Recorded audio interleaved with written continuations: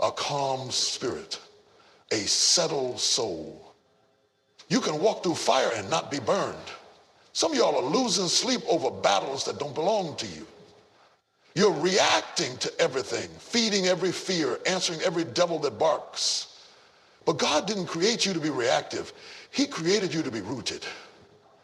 So I came with a word today. I came with a mission, and I came with a message. If you'll give me a few moments of your time, I'll show you how to anchor your thoughts, how to silence the noise, and how to train your mind to be calm in every situation, not some, every. Are you ready? Because we're about to shift something in the atmosphere. We're about to take authority over anxiety. And we're about to walk into the peace that passes all understanding. You know, one of the most misunderstood things in this life is the power of stillness. We live in a world that praises noise. It rewards the loudest voice in the room. It promotes hustle, chaos, and constant motion as if peace is something for the weak. But I came to tell somebody today, stillness is not weakness. Stillness is strength. Stillness is the sign that you know who you are and whose you are and whose you are. Stillness means you are rooted deep enough to know that storms can come, winds can blow, and waves can ride. But you're not moved because your faith is anchored in. Some of y'all have been told you always have to respond. You always have to clap back. You always have to defend yourself. But let me ask you something. What if your silence is louder than your words? What if your refusal to panic is your protest against the pressure? What if the enemy's greatest frustration is that no matter what he throws at, I don't know who this is for today, but somebody walked in here carrying chaos in them. Your spirit is noisy. Your heart is racing. Life has been loud lately, and peace feels like a stranger you once knew. But God sent me here to tell you, you can train your mind to be calm in every situation.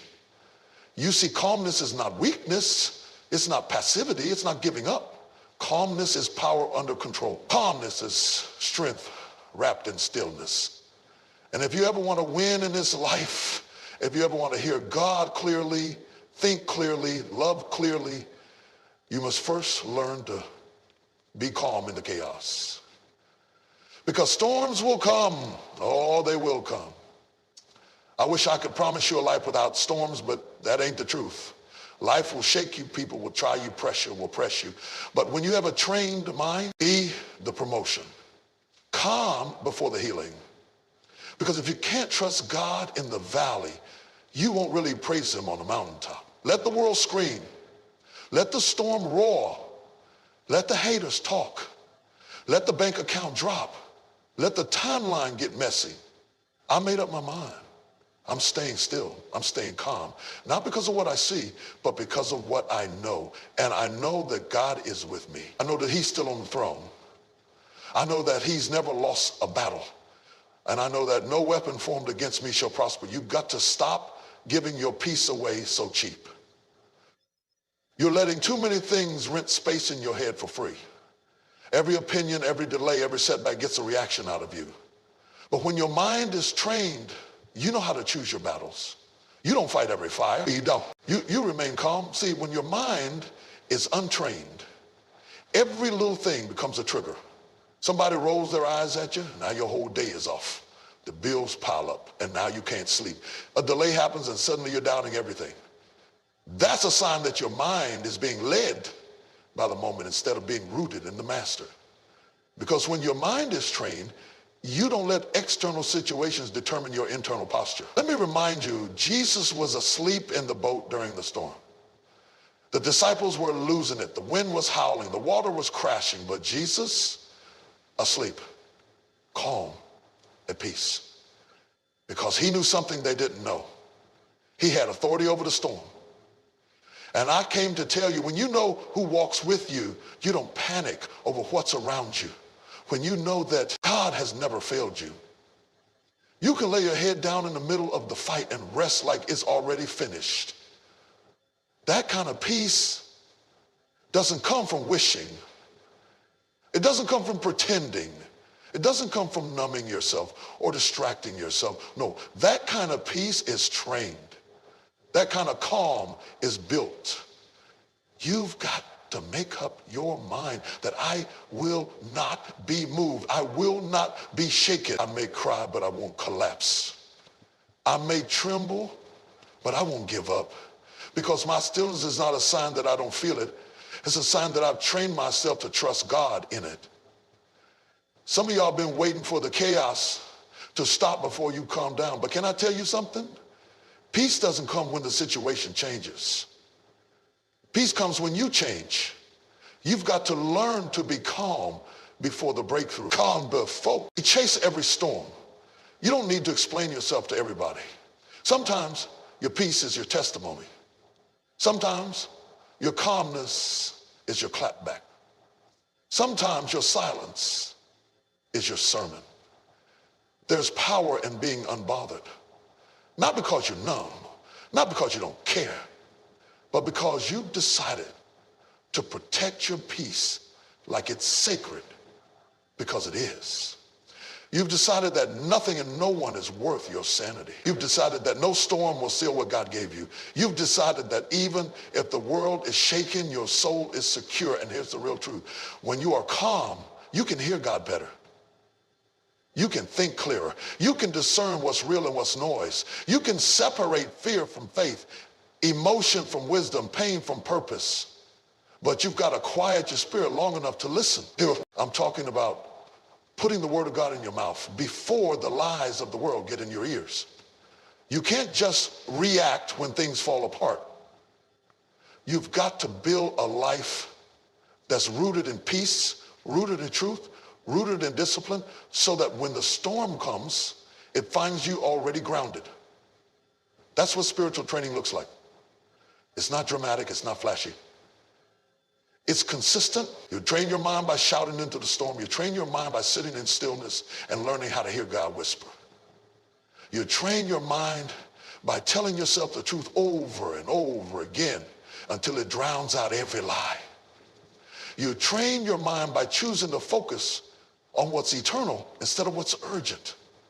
Because everything urgent is not important. Everything loud is not powerful. And everything scary is not real. Ending. We're spiritually reactive. We wait until we're panicking to pray. We wait until we're hurt to listen. We wait until everything's falling apart before we try to stand firm. But let me tell you something. Peace is a discipline. Calmness is a muscle. And if you don't strengthen it in private, it will collapse in public. Every moment you spend in worship is not wasted. Every time you say no to the flesh and yes to the spirit, you're training your mind. Every time you resist the urge to lash out and instead sit in the presence of God, you're building calm. You're telling your soul, we don't live by feelings. We live by faith. And don't get discouraged if it doesn't happen overnight. Training takes time. Your thoughts have patterns. Your reactions have history. But just like a muscle, the more you work on it, the strong. When your mind is untrained, you can't tell the difference. That's why you need to do the work before the weight hits. You need to plant peace deep in your spirit so it can't be uprooted by pressure. You need to rehearse the promises of God so that when the enemy starts shouting fear, your spirit shouts back with faith. You don't wait until the diagnosis comes to declare your healing. You declare it every morning before anything goes wrong. You don't wait until you're broke to start speaking abundance. You speak it when you have little so that it becomes your mindset no matter the season. You don't wait until somebody betrays you to talk about forgiveness. You walk in a posture of forgiveness daily so bitterness doesn't take root. That's how you train your mind. That's how you stay ready.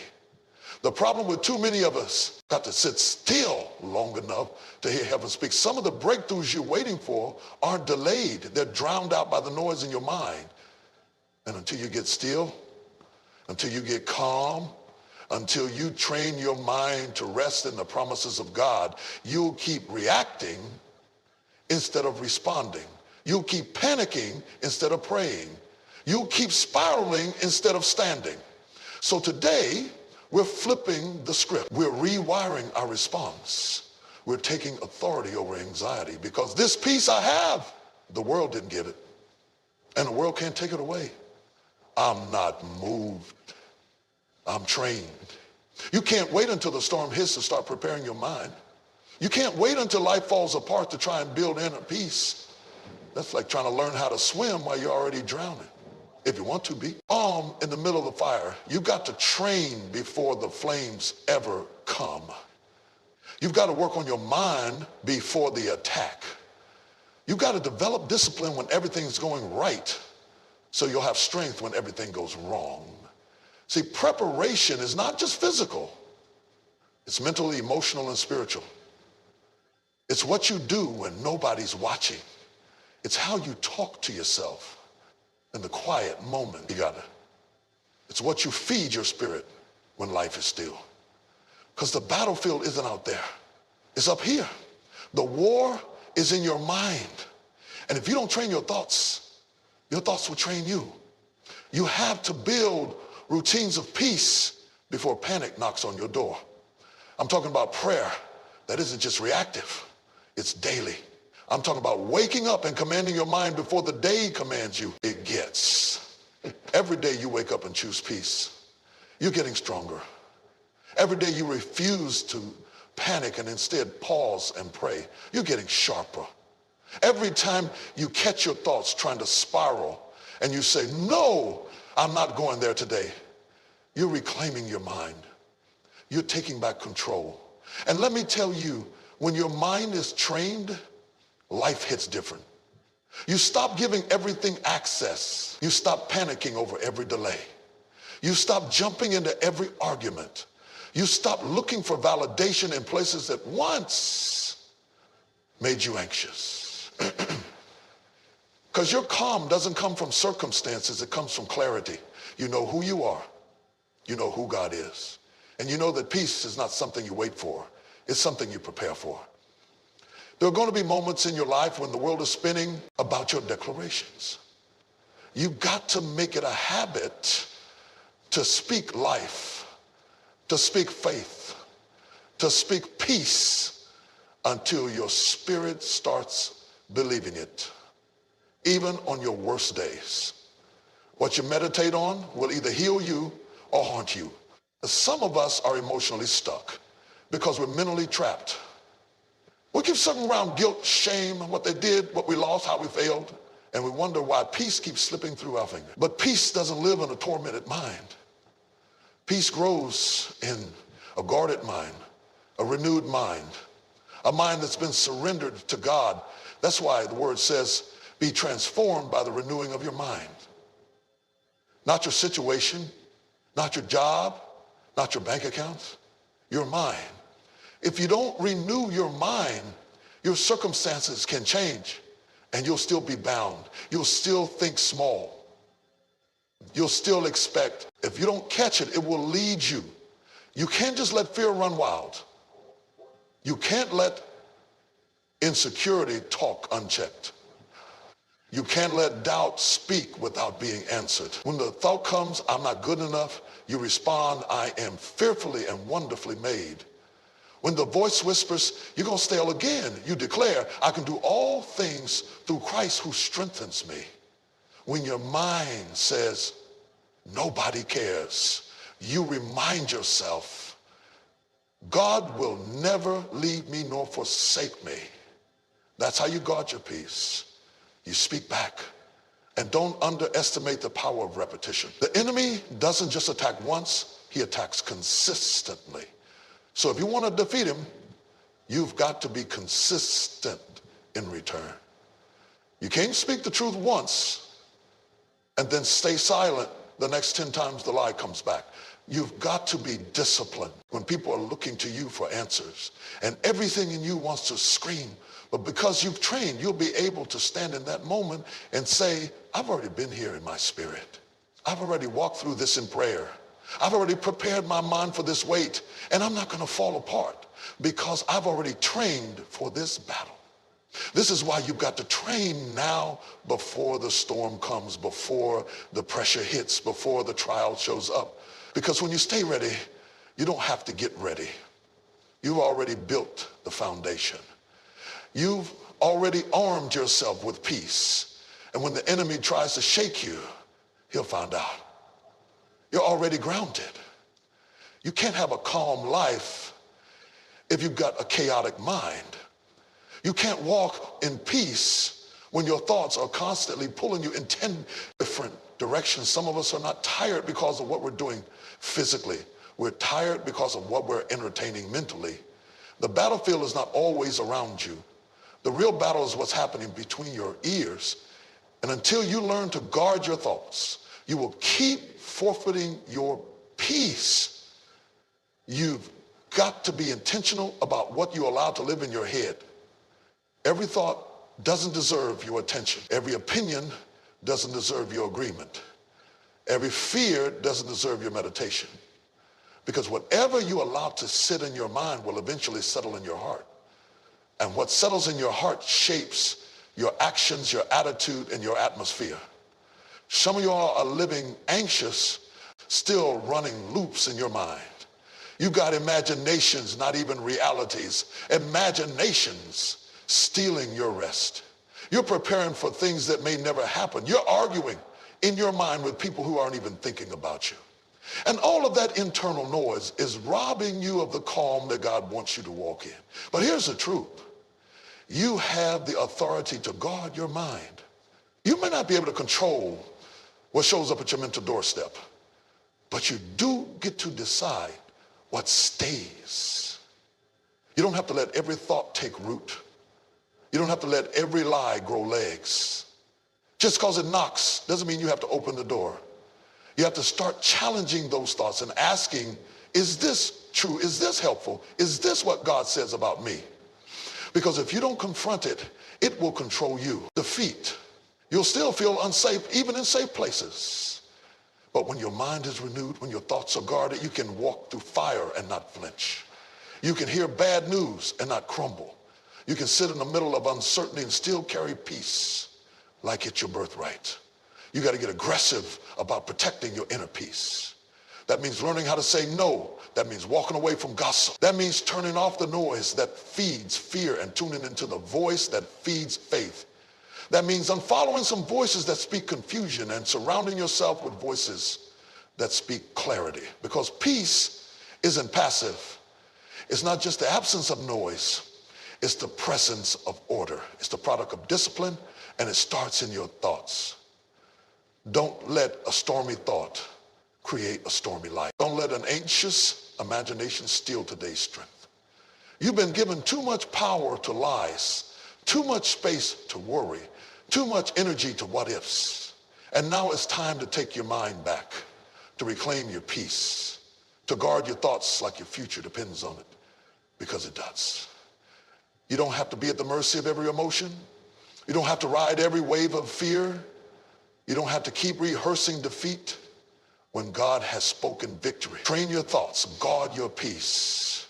And when the enemy comes knocking, let him find a mind that is calm, covered, and completely convinced that God is still in control. There comes a point in your life when you have to make a decision, not an emotional one, not a circumstantial one, but a spiritual decision.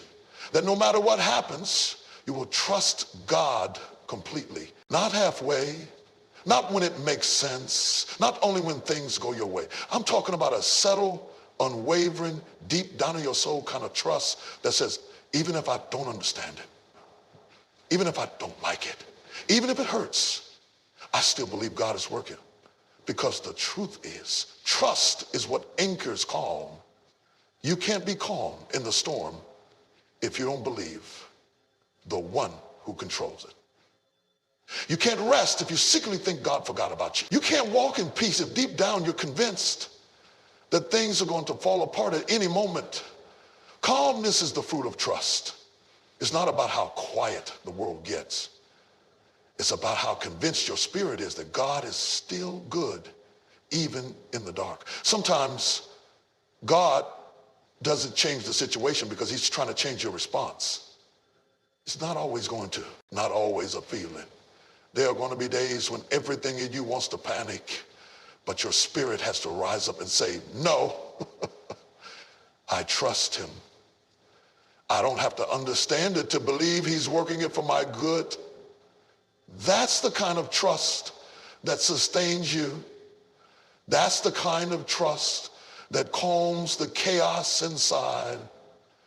That's the kind of trust that gives you a supernatural kind of stillness, even when all hell is breaking loose around you. You can't say you trust God and still try to control everything.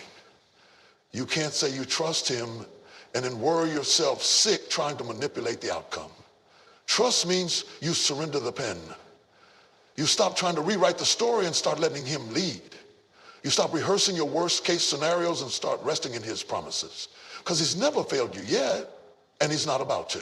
Hey, stop the storm just because you cry. Sometimes he lets it rage just long enough to show you that the storm can't shake what's built on faith. You've got to trust that God knows what he's doing even when you don't see the full picture. You've got to trust that his silence doesn't mean absence.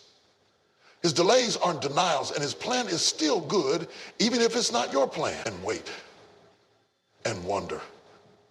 I know what it's like to carry questions that don't have clear answers.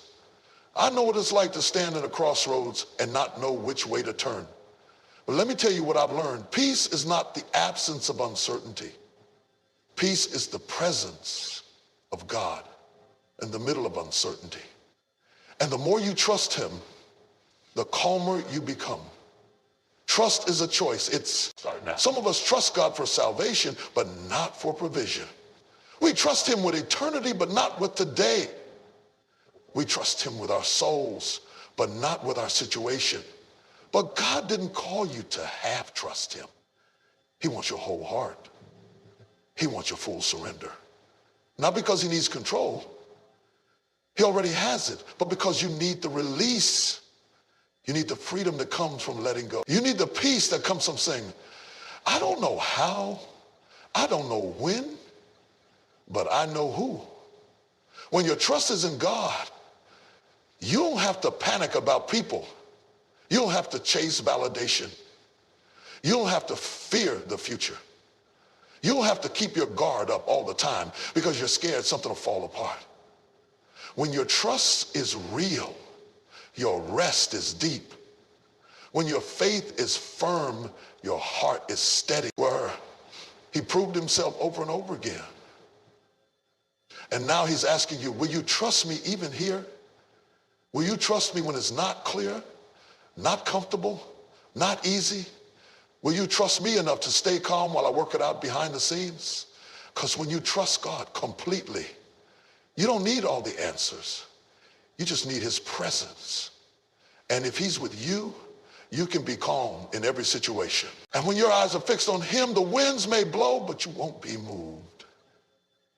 Even when the answers don't come. Even when the healing takes longer than you hoped. Even when the door doesn't open the way you thought it would, trust him. Trust that he sees what you can't. Trust that he's weaving something in the background that will make sense later. Trust that he's building your character while you're waiting for the miracle. Trust that he's protecting you from things you didn't even know were dangerous. That's how you stay calm. Not because life is calm, but because your soul is anchored in the one who holds it all together. You've come too far to doubt now. You've seen him make a way too many times to second guess him this time. You've cried too many tears that turn into testimonies. You've walked through too many valleys